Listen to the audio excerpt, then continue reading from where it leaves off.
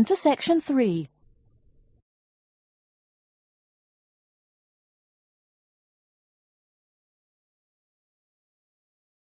Section 3. You will hear a man called Frank talking to Dr. Lindsay about what he should study if and when he returns for further classes. First, you have some time to look at questions 21 to 25.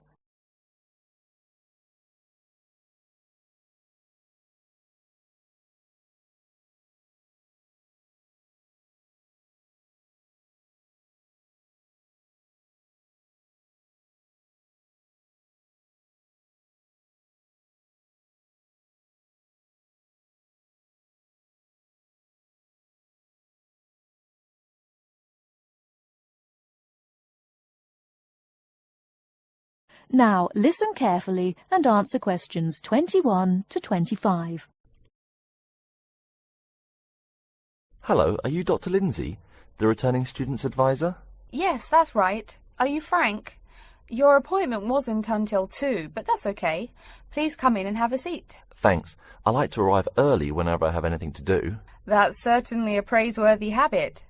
Let me see. It looks like you've taken a long break from school, and I understand you wanted to have a chat about what you should study if and when you return for further classes.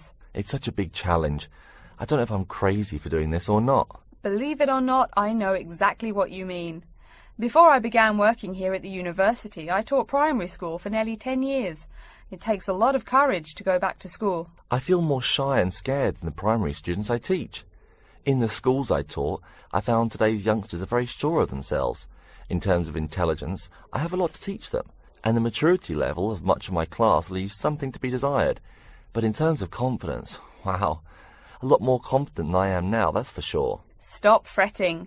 A brave man is a coward who refuses to run. Let's talk about your strong points. You seem an intelligent man. What is it you would like to study? You see, I've been teaching children for a few years, but I think I'm happier teaching adults. I think teaching students in middle school is much more satisfying because they end up being much more grateful for your work. If I may ask, what got you interested in teaching adults? A lot of things, I guess. I met my future wife back in my first year of college. She always complains that I was more interesting then. She says that now I talk like I'm 7 years old. That's probably from being with children all day. Again, I know just what you mean. My husband used to say the same thing about me when I taught kindergarten. Anything else? Well, yes. Fairly often now I run into former students and we talk.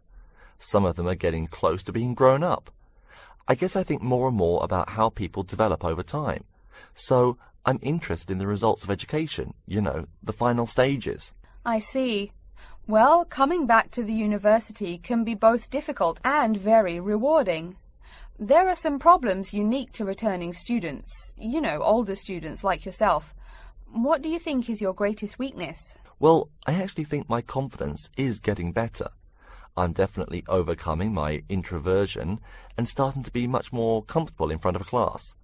To tell you the truth, I'm afraid I'm rather behind the times about many things. It's more difficult for me to chase after the popular things youngsters are fond of, such as iPhone, Twitter, if you name it. I think I understand. Before you hear the rest of the talk, you have some time to look at questions 26 to 30.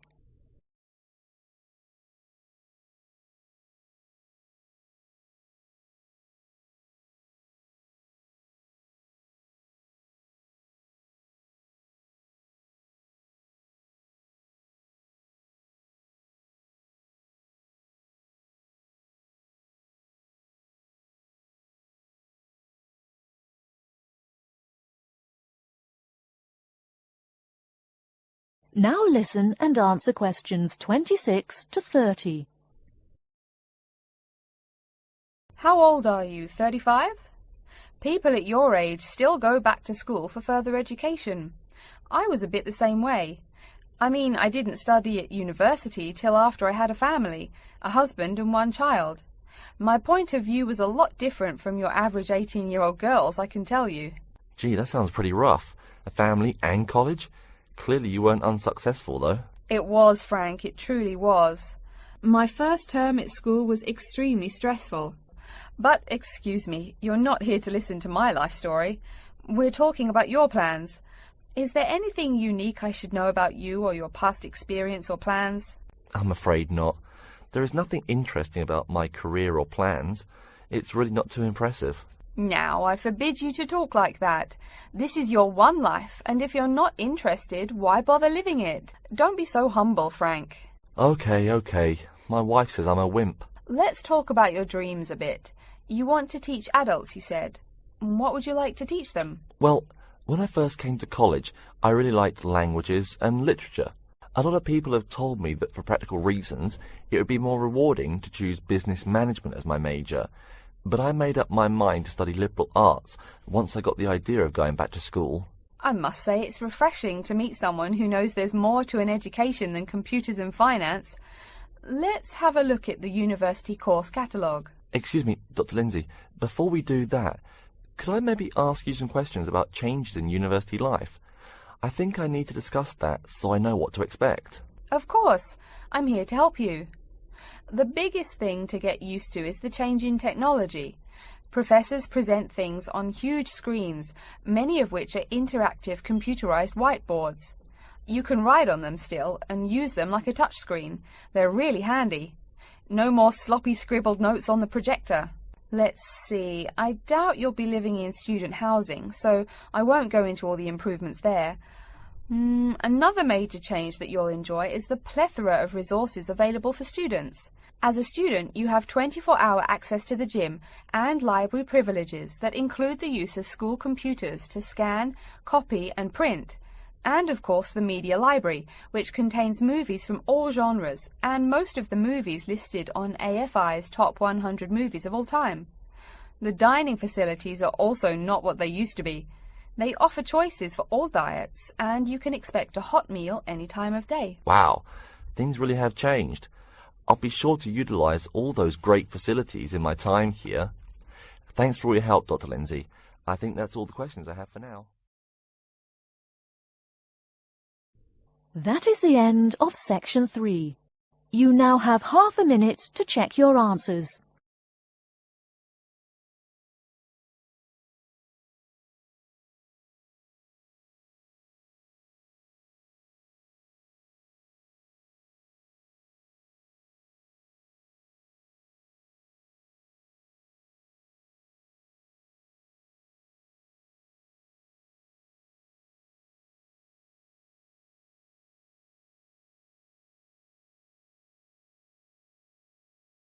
Now turn to section 4.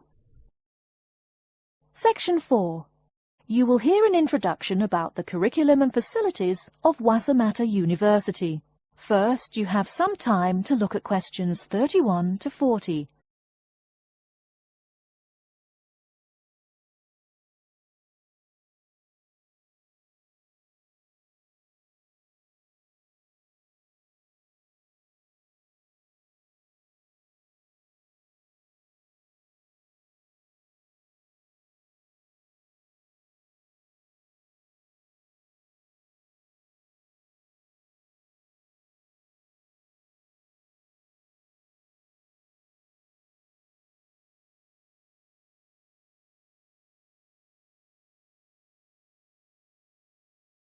Now listen carefully and answer questions 31 to 40. Okay, and welcome back. During the short break we just took, several of you approached me with questions. So before going on with the orientation talk, I'd like to address those queries. As I found, if one person asks a question, probably a dozen others are wondering about the same thing. The first question is whether Wassamata University employs modules technology as an instruction method. The answer is yes, we do.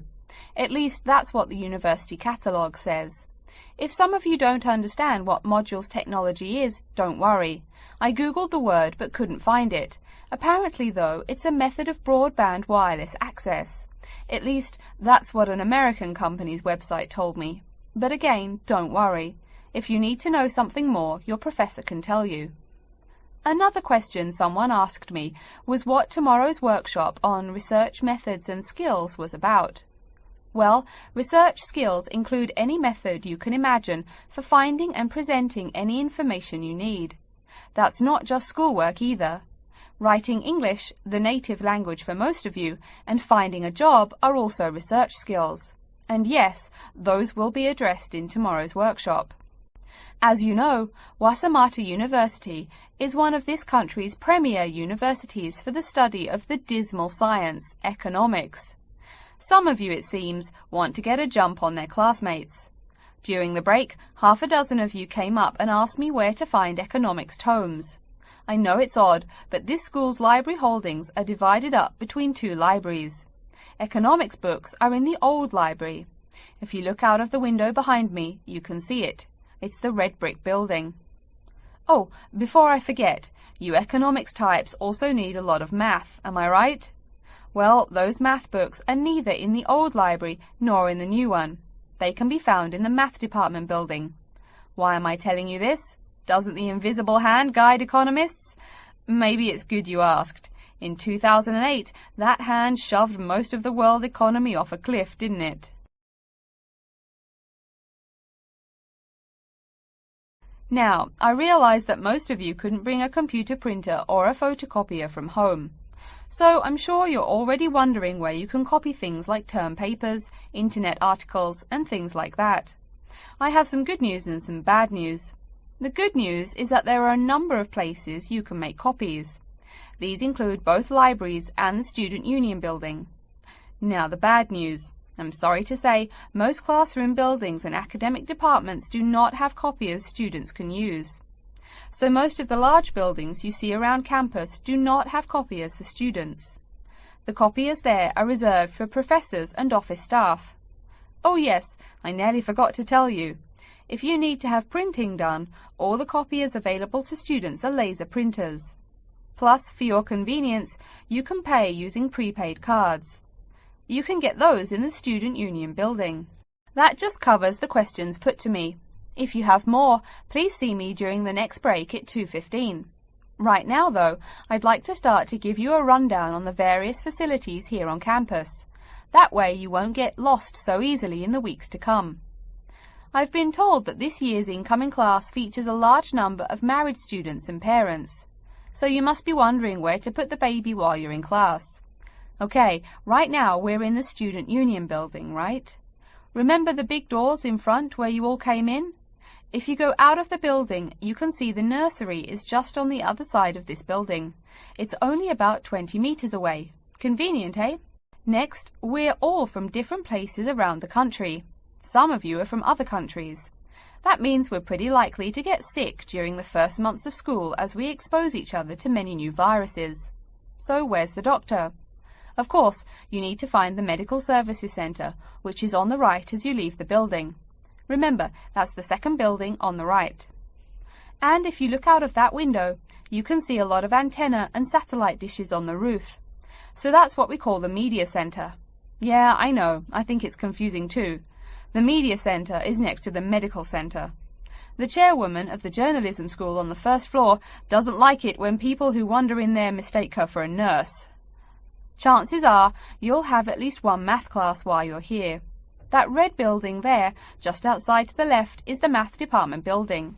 I know, it looks about as old as the subject of math, but I assure you that the inside is equipped with state-of-the-art classroom equipment, including interactive chalkboards and surround sound in every room. Oh, can you see the back building there? Yes, behind the Media Centre. Quite new, isn't it? That's the new library, just decorated. They're back to back, you might say. If you look just to the left of it at the lower, older-looking building, you'll find the old library.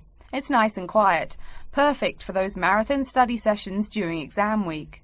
Since the weather is so nice, why don't we stop looking at our maps, but go for a walk around the campus? That is the end of section 4. You now have half a minute to check your answers.